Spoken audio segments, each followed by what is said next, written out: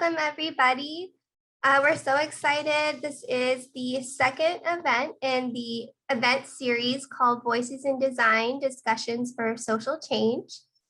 Today's event is very exciting. It's going to be presented by Aish Baratan, and the focus will be bias in design. And I just wanted to quickly introduce myself. My name is Dallas Calhoun, and I'm the Vice President of DSA, which is Design Student Association here at Cal State Long Beach. Our group consists of the three majors made up of the design department. So the interior design major, the industrial design major, and the design major. And I just wanted to give a huge thanks to the rest of our DSA officers. So Trevor, Amy, CJ Morrow, and Jensen Mark Fajardo. And without further ado, I'll hand over the event to Steve Boyer, our host for tonight. Thank you, Dallas. Hello, everybody. I'm Steve Boyer. I'm assistant professor in the Department of Design, specifically in industrial design. Before we get started, I would like to call out our ASL interpreters and thank them for being here this evening. There's Blanca Meza, Allison Steinmetz, Daniela Lopez, and Dana Trimmer. So thank you so much for attending the event and for your services this evening. It's really fantastic to have you here. So now we get to the good part. I'm really pleased to be able to introduce Aish Baratan tonight, tonight's speaker. I met Aish, I'm sorry, for the first time in Design 280. I don't even know how many years ago. It wasn't that long ago. The introductory industrial design course. And from what I recall at the time, if I can think back that far, I'll just say that her skills were a little undeveloped. But she brought so much spirit and so much great deep thought into the class and into the program that by the time I had her in junior industrial design studio, she was already breaking down barriers. She was dealing with issues that no other students in the program had dealt with before, issues of sexual assault, issues of gun violence. And she was bringing this agenda into her industrial design work and really opening up the doors for what the field of industrial design could be and the meaning that industrial design can have in terms of service towards society, not merely service towards industry. And she did an excellent job. And over the next several years, we saw her skills grow and grow and her voice become clear and confident. And almost immediately upon graduation, she landed a job with one of the most premier industrial design firms in the Los Angeles area, Carton Design. Now, I don't want to take any more time away from Aish. So without further ado, it really is my great pleasure to introduce Aish Baratan. And thank you for being here tonight. Thank you so much, Steve, for that beautiful introduction. You have always been such a huge supporter of my work. And I can really say I honestly would not be in the position I am today without your support. So I really appreciate that. I am so honored to be here today, to have this opportunity to speak to all of you about a subject that means so much to me. I was recently having a conversation with a friend of mine about activism, and she's actually getting her master's in social justice or social work. And she said something that really stood out to me. She said, passion comes from pain, as in what pains you so much that you have to do something about it. And those words really perfectly describe why I care so much about designing for social change, because I know that we as designers have the skill set to make a huge difference to society. So I am so grateful to be able to share my experiences and my philosophies with you all today.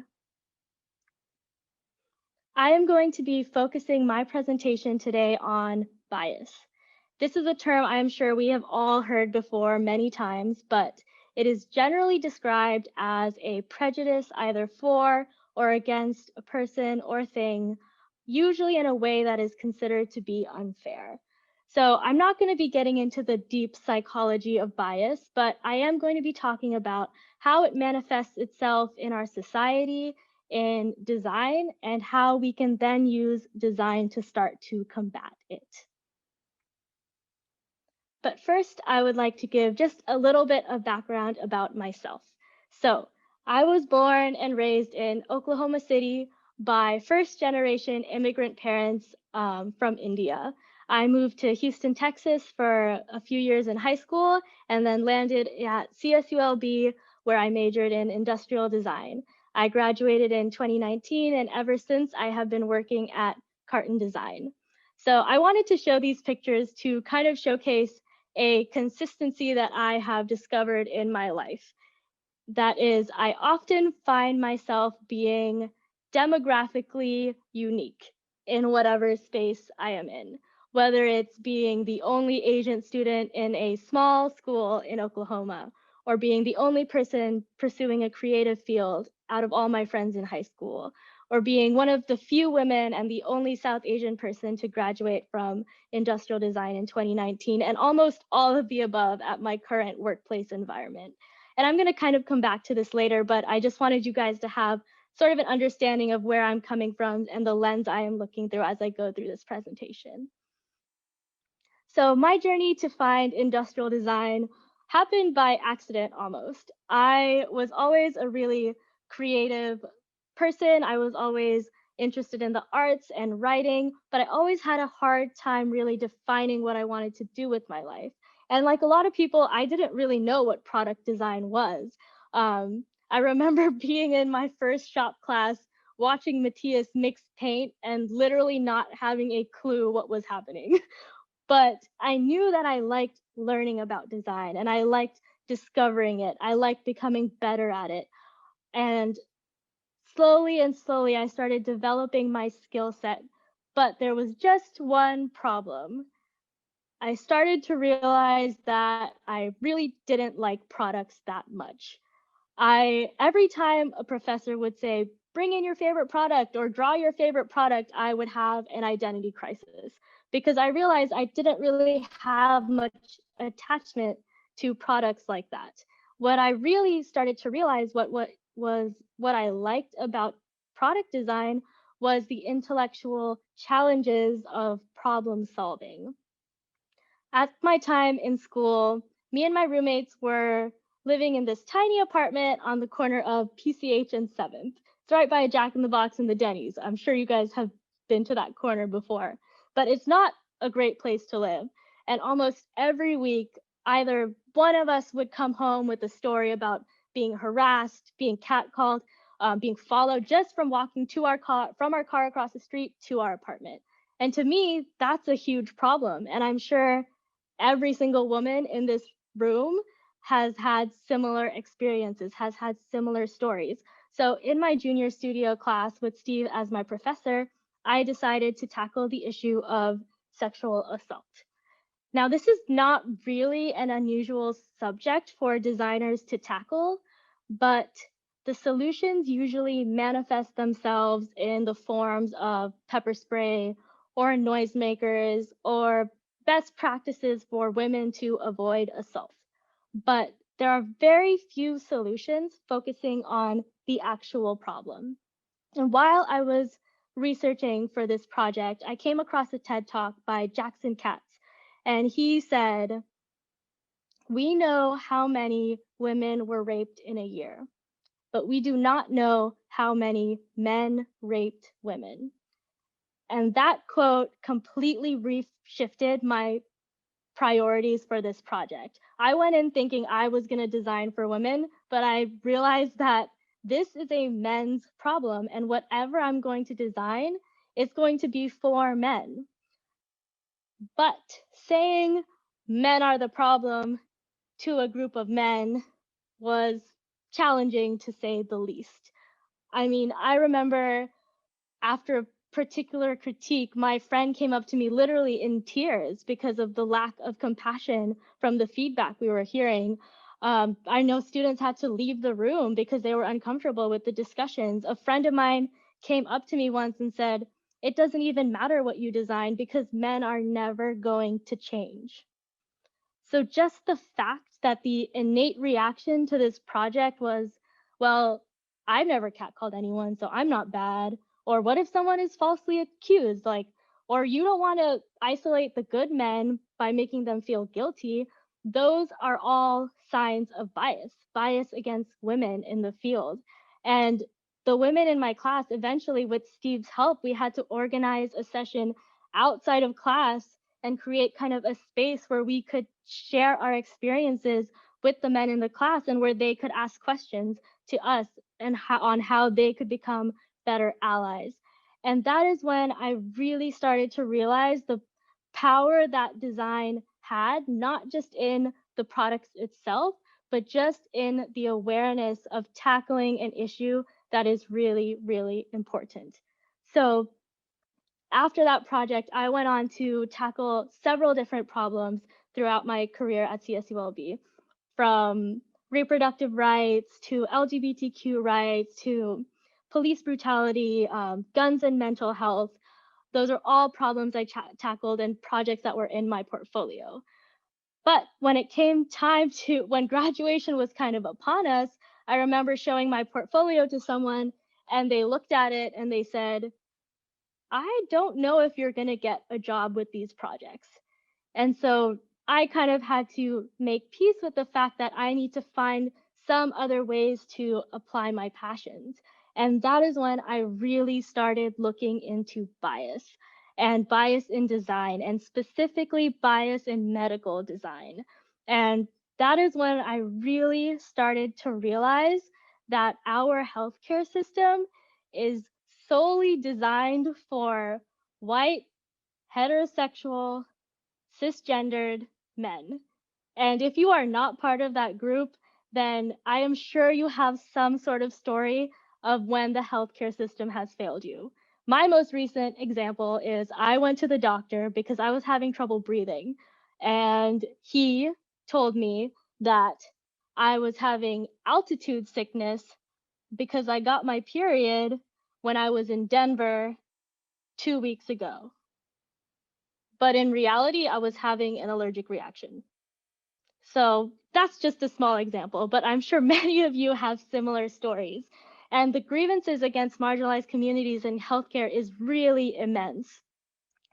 From surgical tools only being designed for male hands, from heart disease going undiagnosed in women because most of the diagnostic solutions have been designed for men, from artificial hearts fitting 80% of men, but only 20% of women, antidepressants showing higher side effect rates in women because women are being left out of the clinical trials for these drugs. The fact that Black women are 3 times as likely to die in pregnancy related complications than white women. The fact that melanoma goes undiagnosed on darker skin tones. The fact that COVID-19 has disproportionately affected the Black community than the white community. Healthcare workers continuously misgendering patients, healthcare workers denying care to patients on the basis of their sexuality or gender identity. These are all examples of very real examples of bias in medicine. And I know I listed a lot of different examples there, and it's important to note that these things exist in a larger ecosystem, in a spectrum almost of microaggressions to violence.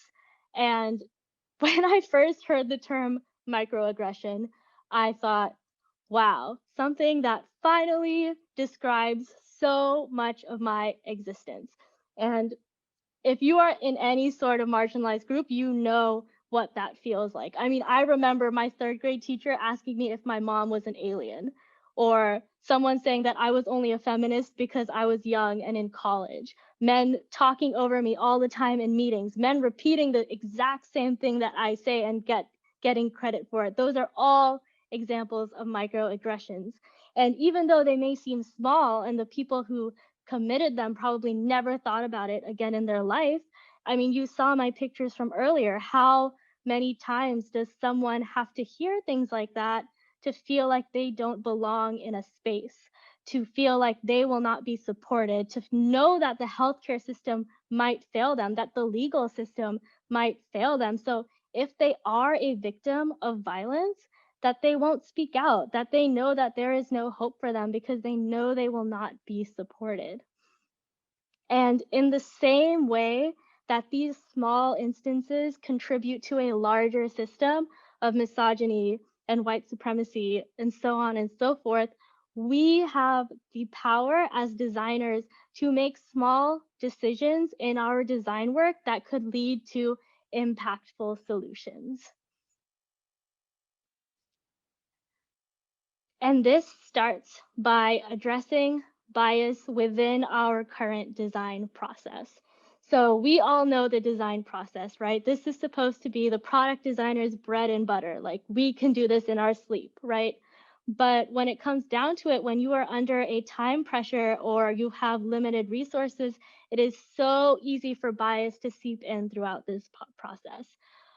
For example, if you're given a brief or you're choosing your own brief, for example, in school you go with what you have access to. I remember my first project was an ankle brace because I had sprained my ankle. Um, and by default, if most of your students are white men, then the most of the problem areas they will be tackling will be industries that will be white male focused. I remember so many people in my graduating class wanted to design for the outdoors. And that is an industry that has consistently overlooked women and people of color. So if you are not going into that problem with a multifaceted lens, then you are already setting yourself up for a biased solution. When you go through the research phase of your project, it is so easy to just talk to the people around you. But then again, those people are probably people who look just like you and who are just like you. And it is really easy not to get a diverse set of data. We deal with this even in our work today. Our clients will ask us to go do research, and then everyone they put us in contact with will be people who are champions of their project or their product. And that makes it really hard to build unbiased data. And as you go on to develop and explore your project, it's so easy to say, okay, I'm just going to design something cool now. It's just going to be beautiful and lose sight of that initial user and that initial problem. But by using some strategic thinking solutions, we can slowly start to combat that bias by starting to think about the users in a strategic way and the problems in a holistic manner. We can slowly start to combat that bias. Now, the current industrial design solution to bias is empathy. And I have really grown to despise how this word has been used in our field. When I was doing my sexual assault project, there was a man in my class who literally looked me in the eyes and said in front of the whole class to me, I think we should respect the sexual offender. I think we should respect their privacy because they're people too. Not even considering for a second the impact a statement like that could have on someone who is a victim of sexual assault, not considering that statistically it's very likely that there were victims in that very room.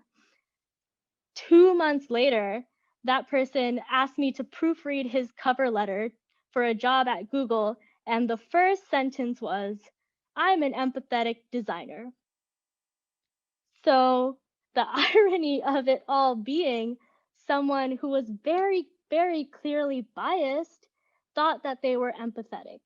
And if you are just using empathy to relate to people who uphold a racist, ableist, misogynistic system that causes the suffering for so many people, then what is the point of that empathy? Empathy is just the bare minimum for a decent human being. It is not a special thing that industrial designers can gatekeep.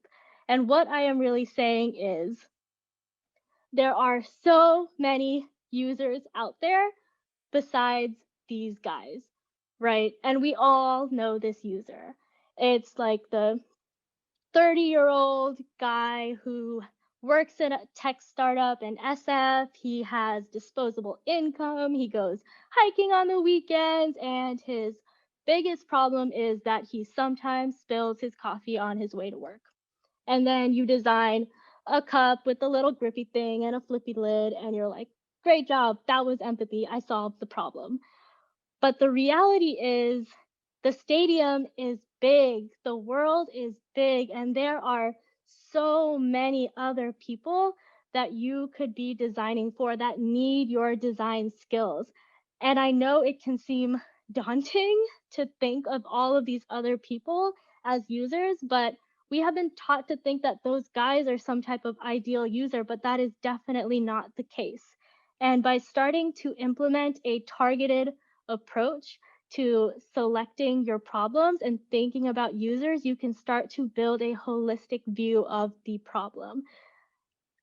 A great analogy that I can give is a project that I am working on right now at Carton. So we were tasked with redesigning these tools that are used for a spinal procedure. So we went out and we interviewed like 20 doctors, and the overwhelming feedback that we got was that these tools were designed for the perfect patient. But in reality, the patients that were coming in that needed the procedure were very far from perfect. And by trying to design tools that were for this ideal patient, they completely missed the mark, and these tools actually ended up not fitting many patients. And it's the same way with design. We often think that by designing for this ideal user, the design solution will trickle down and reach these other groups. Well, that didn't work for the economy, so it's not going to work for design. So that's why it's so important to start asking yourself questions in the beginning of your project on how your problem area affects different groups, because you don't necessarily need to design for women to make your design better for women. You don't need to design for disabled individuals to create more accessible products. And the truth is, design activism can really be applied to any design field, because our products do not exist in isolated environments. They don't just sit alone somewhere that don't interact with anything. The beautiful thing about design is that connection that products have with the spaces that they're in, with the communities, with their institutions, and with society as a whole. So starting to think about your designs in this holistic manner will not only create something that has a strong impact, but it will help you build a better story around your design. So you can say, not only did my design help the user, but this is how it elevated their community. This is how it lived in their institutions, and this is the impact that it had on society. So I'm going to be going over a few examples in each of these categories that I think did a really good job. The first product I want to talk about is the Microsoft Adaptive Xbox Controller. Now, designing for individuals with disabilities is a space where I think user-focused solutions really shine. So my mom is a special ed teacher, and she told me as part of their training, they would tie one of her arms and one of her legs to a wheelchair and tell her to get around the room. And if you want to talk about building empathy, that's really how you do it, right? And this Microsoft Xbox controller does such a great job of taking a product that was originally a two-handed operation and changing it so it can be used in different ways. They made it flat so it could rest on a table or on a lap. They increased the trackpad. They made the joysticks disconnected, all these things, making it more accessible for different types of users. And it goes beyond that. The video I watched for this product talked about two brothers, and one of them was in an accident. And after that accident, he wasn't able to game with his brother anymore until he got this console. And after that, they started building their community back. So creating that space where a community can be built, and giving individuals with disabilities that connection is something that is so important to these types of users, and why I think this product did a great job of designing in this space. The second product I want to talk about is the Babybjorn. So this is a baby carrier designed by a Swedish company, and they are doing some really interesting things in terms of challenging gender norms. So they have started to normalize fathers as caregivers, not by making their products hyper masculine like black and red or camo print with flames on the side, but simply by using elevated elements of men's fashion and creating more gender neutral colors. And by starting to build this idea that childcare is not just about the mother and starting to create this community of dad stories, they are starting to normalize this idea. But it even goes beyond that, because I was reading about how the product specialist for this company made her way into Hollywood, and how every time you see a man on TV carrying a baby in a baby carrier, it is most likely this product, which is not just a great brand strategy, but also great for society in general, because it starts to normalize that idea as of fathers as caregivers. The next example I want to talk about is Callisto, which is a sexual assault reporting system. So I think Callisto does a great job of tackling some of the root problems with sexual assault. So Callisto is a software that lives on college campuses, and it basically allows victims to anonymously report assaults. And they can either choose to report it directly to the police, or they can wait until someone else reports an assault with the exact same offender. So this tackles not only so much of the anxieties that come with reporting sexual assaults, but it also tackles the fact that most perpetrators are repeat offenders, and most victims feel more comfortable sharing their story if they know that someone else has experienced the same thing. So I think this does an amazing job of tackling so many different parts of the sexual assault problem. The last example I want to talk about is the Smithsonian National Museum of African American History and Culture. So I really wanted to find an example of anti-racist design for this presentation, but it was honestly really hard. And I'm so glad I came across this design, because I think it is so powerful. So this museum lives at the very heart of Washington, D.C., and it's right next to the Washington Monument. It takes design cues from the Washington Monument. You can see the White House and the Capitol from this building. However, architecturally, it is so different from those other structures. It's cast in almost these bronze squares, so it lights up when the sun sets. And it is creating a bold statement. It is saying, you cannot ignore me. You cannot ignore our history, and you cannot walk away from this. And we have to acknowledge that to move forward. And I think this building just does such a powerful job of telling that story in just two simple ways, just with scale and with color.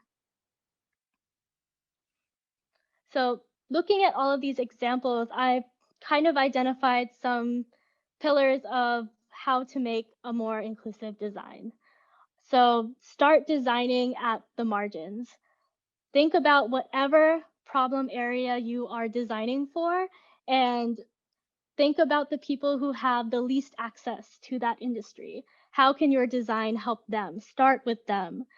Diversify your research process. You have so many different resources available to you now.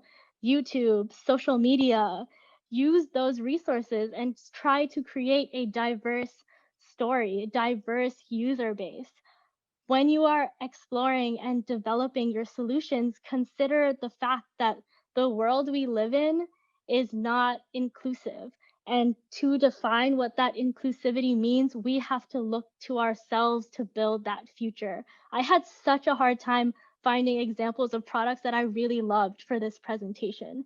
And that is a really great example of how we need to start being that future that we want to see. And as you are completing your project, as you are reflecting on what you have created, make sure that always ties back to your user and to that original problem. Now, if you've made it through my entire presentation and are thinking, that's great, Aish, but I really need these fancy keyshot renderings for my portfolio, I can honestly say that my strategic thinking skills and my ability to think about problems holistically played a huge role in the job that I have today. So going back to the problem of gender bias in medicine, I wanted to tackle this as part of my senior thesis project. And so one of my professors, Max Beach, he put me in touch with Carton Design, and I emailed the design director. And I said, I want to tackle the problem of bias in medical design. And he responded to me and said, well, we try and keep our process as unbiased as possible. And I thought I had really offended him by saying that his designs were biased. But he invited me up there, and I went up there with all my research. And I thought I was just meeting with him, but I was meeting with like 4 people who had all printed out my research presentation. And I thought they were just going to rip me apart. But I gave a very similar presentation to the one today. I laid out all the different examples of bias, both large and small, and every single question they asked me, I had an answer to. And that meeting eventually turned into a mentorship, which eventually turned into a contract position, which turned into my full-time position today.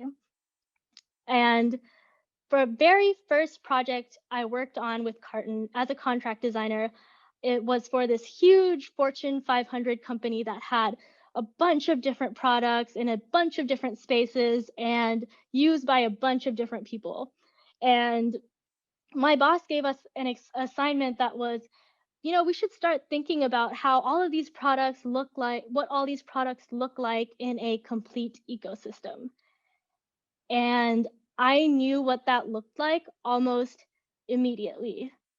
Not because I'm a genius, but because without knowing it, I had been practicing my strategic thinking skills. I had been practicing how to think about products holistically by tackling all of these social justice related problems. And I was able to visualize that ecosystem almost immediately, which made me a huge asset to Carton. And now so much of what we do is presenting unbiased research to clients and creating solutions that they never would have thought of before because of the lens that they were looking at their product through. And I know I am speaking to a very diverse group of designers here today. So I would just like to conclude by saying that if you are a designer who also feels like you were unique in the spaces that you have been in, if you are a designer who is a woman, who is a person of color, who is differently abled, who is queer, design for yourself, design for your community, because nobody else is.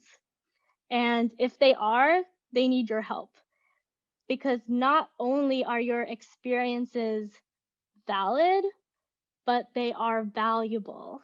And we so desperately need those perspectives in design. Thank you.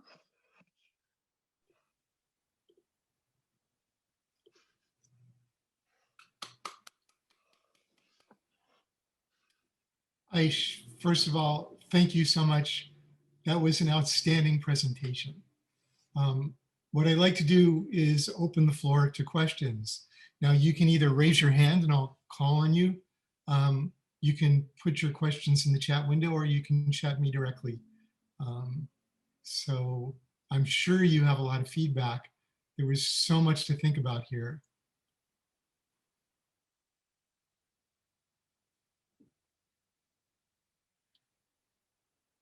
And, I have to say one measure when we teach in Zoom and we can't see people's reactions, it's very, very difficult to know, how our presentations are going across. Oh, I know. Yes, I felt that. Yeah, I was like, I can't see anyone's faces. Like, I have no idea what's happening. but I was watching the interpreters and I could see from their reaction just how resonant your talk was. Really, really astounding. Thank you, Aish. Thank you so much for having me. Honestly, this is a great program and great event. So a lot of credit goes to the DSA for hosting this, and I'm so proud to be part of a school that's putting on an event like this. So great job, DSA. So we have a question from Dallas. Did you find a lot of inspiration through your mom with her work? Oh, absolutely. Absolutely. It's funny because I brought up empathy, and I remember one moment growing up, my mom actually told me I should not be empathetic, that it's a lot of emotional burden to be empathetic, and it takes a lot out of you. And I know she felt that in her work. And she was taking me and my sisters to her schools when we were kids. So we like went to after school clubs with a lot of people who are differently abled. So we were exposed to a lot of different types of people really young. And I got to see how my mom worked with those students. And she's very creative in her methods with how she teaches. And yeah, that definitely inspired me so much. I mean, to this day, I hear her talking about her work with her students and how she teaches them. And I'm like, Ma, you could be a great designer. Like, you would be such a great industrial designer. And she's like, oh no, I could never be anything else besides a teacher. So yes, definitely a lot of inspiration from my mom.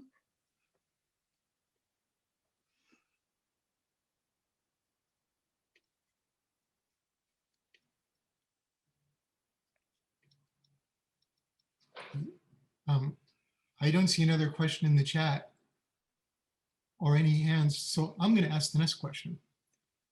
Aish, if you were, oh wait, sorry, somebody did ask another question, so I'll hold mine. How do you recommend people to step outside of their personal bias? Oh, that's a great question. Um, I would say definitely start, I would say run towards your bias. I watched a TED talk where a woman said something like that, and she said, if something scares you or if you know something makes you uncomfortable, run towards that and figure out why that makes you uncomfortable and really start to define that for yourself. And that way you can kind of start to break down your own biases. So I think that's probably the best answer I can give off of the top of my head. And like I said, there are so many resources available, like through the internet. I know it's hard not to get caught up in just our own little world and what we're being fed through social media. It's just more of the same stuff. But I would really encourage you to look out and seek those different perspectives that, make you a little bit uncomfortable. So the question I was going to ask you, Ice, the way I was going to frame it was if you were on the faculty here, but I'm not going to frame it that way because you were a student here, and we can frame this however you like. What would you do to remove bias and create a more inclusive environment within the program that you graduated from? I think the easy answer is diversity. But I think of diversity almost in the same way as I think about empathy, as in it's the bare minimum. Like, we should just expect diverse environments when we go into a space. And what matters even more than diversity is, are those different voices being heard? Are they being recognized? Because I worked for a place that was very diverse, that was like half women, half people of color, but the management was not very open to hearing different perspectives, and it was ended up being a very toxic environment. So at the end of the day, diversity is very, very important, but you also have to make sure that those voices are constantly being heard and have a platform. You constantly have to be checking, is this person being talked over? Or am I getting their perspective? Because if they're in the room and they're just silenced all the time, then, what's the point of them being there? So I think diverse faculty is definitely key. When I was a student, I think all of our professors were white men. And even though I really loved my experience at CSULB, it's important to give some positive role models, right? I mean, I took design history and I don't remember if there was any women outside of Charles and Ray Eames that were mentioned in design history, or any people of color for that matter. And I think it's beginning to integrate inclusivity and diversity into the curriculum on that level is really, really important. I remember in studio class, I think it was methodology, we devoted like a certain section of the class into like defining our personality types. And there was a lot of talk about how hard it is to be an introvert in the industry. But I think that could kind of be evolved into best practices or professional development for women or people of color in the industry, because that I think is like something I really wish I had, because I don't know how to deal with some things in my professional life when I feel like I am being, overlooked or talked over. And I think more importantly than if you are an introvert or an extrovert in the field, like if you are um, a marginalized person in the field, how can you start to better develop yourself professionally? I think that would be really helpful to students as well. I think just as professors, you have the ability to make sure your students are consistently trying to look outside of their biases.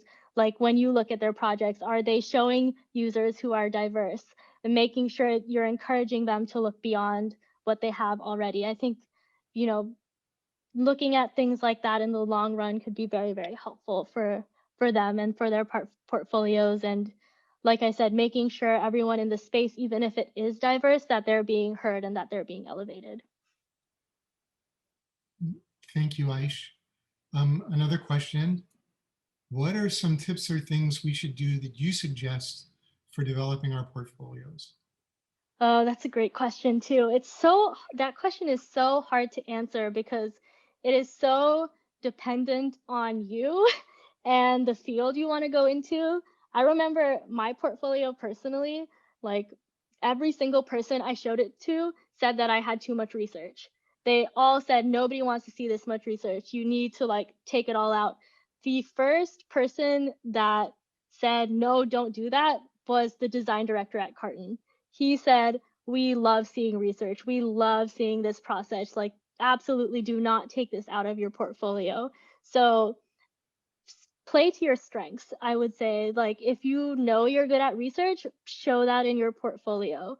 Don't put in projects that are just okay because you think you need to fill some sort of criteria. Really have a point of view about who you are and what you bring to the table. I think that's really, really important in your developing your portfolio.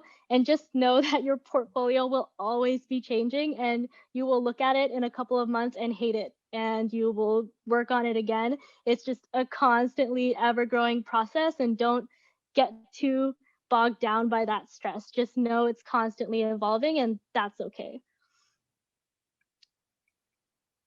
Okay, thank you, Aish. There's another question. How much research do you typically do for a project at Carton, and how intensive does it get for industrial product design? Oh, that's a good Research, right? question too. Yeah. We just got a brief for a research project that's for 1 month, and I think that is a short time period for a research project. The one I did for the project I talked about in my talk was, I think, maybe 3 months long. And that is, it's kind of dependent on what the client wants in terms of the data they want to gather.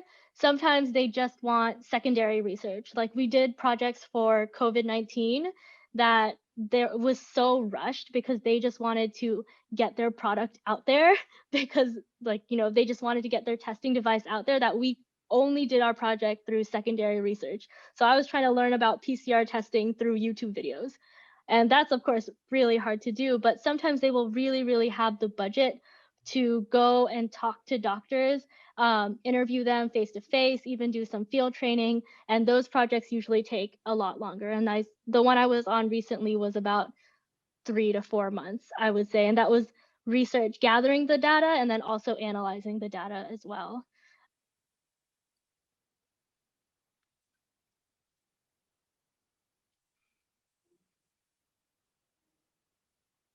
Okay, Aish, I have another question for you.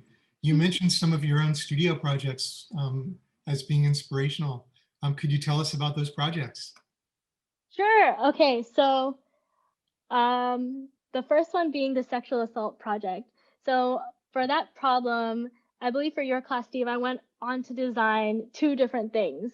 One of them was a lighting system that would exist on college campuses that would illuminate at places where sexual assault had taken place. So taking that data and embedding it into the environment to raise awareness of the issue and then also to help victims feel like they're not alone was something that I wanted to tackle with that aspect of that problem.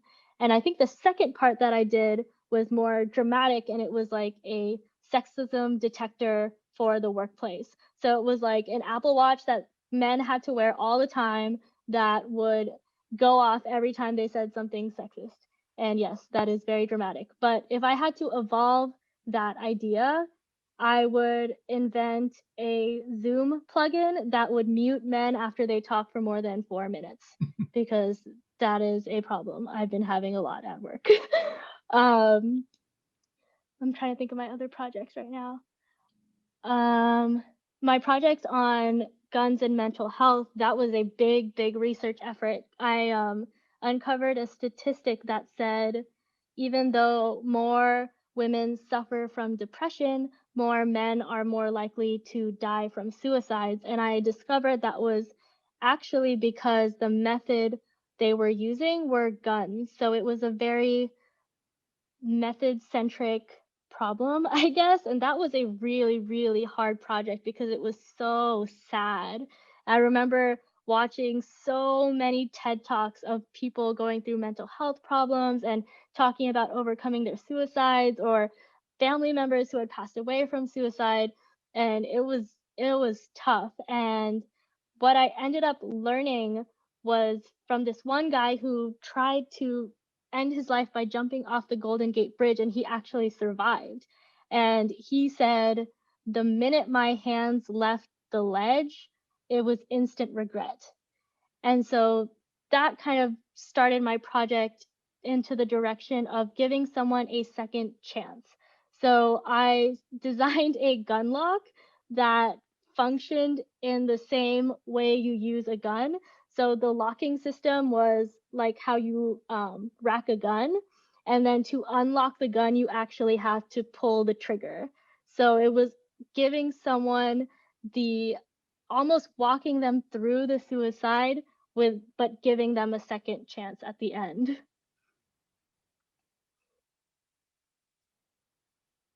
So because, by the way, I think both of those projects are incredibly brilliant. And there was another element to the first project that I recall that had to do with inserting messages into somebody's social media feed. Oh, right. Yeah, it was the idea that anytime you walked past an illuminated light that represented a sexual assault, you would get a notification on your phone with a statistic. And I think I had like something to do with Facebook involved, to where it would send you a picture of a woman in your life with that statistic so you could correlate that assault to someone you knew. So the questions are piling up now, so I'm going to try to go a little quicker. Alex shared a link to a TED Talk about overcoming biases by I think, walking into yes, I them. think that's the one I was watching. Yeah, thank you, Alex. And then from Christina, because you mentioned strategic thinking, is your role more UX research or design oriented? And are the roles blurred in the industry? Yes, I would say the roles are definitely blurred, at least for me. I think at Carton Design, most of our titles are just designer because a lot of people take on a lot of different roles. There are a lot of designer engineers, there are a lot of designer researchers. So I'm definitely more on the research side, and I would define it a lot as UX research. I know I took Heather Barker's UX class in Cal State Long Beach, and so much of what I learned in that class has been really applicable to the research I've been doing now. So that's kind of why I feel like it is more UX focused. Um, the methodologies are really interesting. there's a lot to do with gathering data and coding data that kind of we have to bring in professionals for. But what I really love about the research side of it is the analysis portion, is where we're discovering what came out of the research. And that's kind of where more design focused minds can really shine, because we're already thinking of solutions. We're already thinking about how the problem can be overcome. And I actually do a lot of like graphic work, because we love to take the research that we've done and present it to the client in like these big infographics, so that they can like take that, hang it up in their office and use it for their, future research efforts or product development efforts. Thank you, Aish. From CJ, when you're starting a project, what's the very first thing that you typically do? This is gonna sound kind of funny, but I usually research whatever the topic is and then bias. So bias in that topic. And so I'm like automatically trying to figure out where the holes are in whatever problem that is. Um, so yeah, that is the first thing I do when I start a project. I Google bias and that subject. What a great, simple, and direct answer. From Chris, what tips do you have for confronting biases in real time? Ooh, Can that's a I tough one. can I add something to this? I'm sorry to interrupt. What I meant by this is like verbally, when you hear someone else say something out loud, and maybe it's someone that you know or work with. Yeah, what tips do you have that you usually do to confront them and the Ooh. subject at hand? Yeah, that's a good one, because I don't think I'm a very confrontational person ever, but obviously you can see by the work I've done that it's all very confrontational. Um, but I would say taking a step back for a moment has been helpful for me, because whenever I've been in scenarios that someone has said something offensive to me, I sometimes don't even know what to say because I can't believe they've just said that. And so I end up addressing it later, which I think is a totally valid approach. That you think about it, you reflect, you say, okay, that was offensive, and you think of the reasons why, and then you can articulate that to them later, how many ever days, months, years. I think there's no time limit on that. I think taking a step back has been really helpful for me, because sometimes I get so angry, I like feel like I'm gonna pass out, and then I just need to like take a deep breath and talk to them later about it. And I found that a lot of people aren't really intentional about their biases, and by pointing it out to them, they're usually very grateful. And I've been grateful to people who have told me when I've said something that was inappropriate, and I remember all those instances, and I've grown and become better from that. And I think a lot of people are the same ways too. They'll really appreciate feedback like that, and then they'll know not to say something like that again in the future. Thank you, Aish. So what has been your most rewarding project you've worked on from Dallas? Like in school or professionally? Either. Either. I guess I would have to say the sexual assault project, just because I, it was just so personal to me, and because it created such a great environment for me and the women in my class, for us to share our stories and for us to bond. And that project eventually went on to, I presented it at the Women's Research Colloquium in 2019. I won grants for that project, and it just really jump started my passion for social justice. I guess it really changed my life, to be honest. And I I feel very proud when I look back and I think about that project, even though, the actual design itself might not be great, but just the impact that that project had on me, and what I got from it. I think that has been, yeah, my favorite project so far.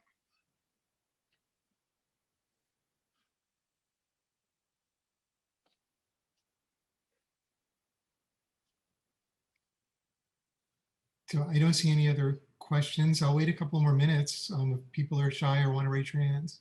But I want to say something else about that project as well. And again, I think it's a really, really brilliant project. It uses design to make something invisible visible, using both design and technology. And I think that's where a lot of the power really comes from, right? We don't see it if we're not a victim of it, right? Unless we talk to victims of it. And I think for men in particular, I think most of us aren't aware of the extent of the problem. And to put something like that into the environment so that we can't look away, I think is really, really powerful. And it's so based on data too. I mean, this is real data. This is real stuff. And then it becomes part of the environment and we can't look away anymore. It's brilliant, really brilliant work. I am glad you brought up the technology side of it, because I think sometimes as product designers, we get really focused on the physical thing, but so much of the projects we get at Carton are actually focused in the digital space. And so many medical companies are looking for ways to build their database around their product and figure out how that product can be improved by the data it's being collected, how patients are using it, how nurses are using it. And so I think there's a big opportunity in industrial design to kind of get more familiar with that UX side, that technology side. And I would encourage industrial design students to look into those avenues, because trust me, it will become relevant in your work. Like, absolutely, for sure.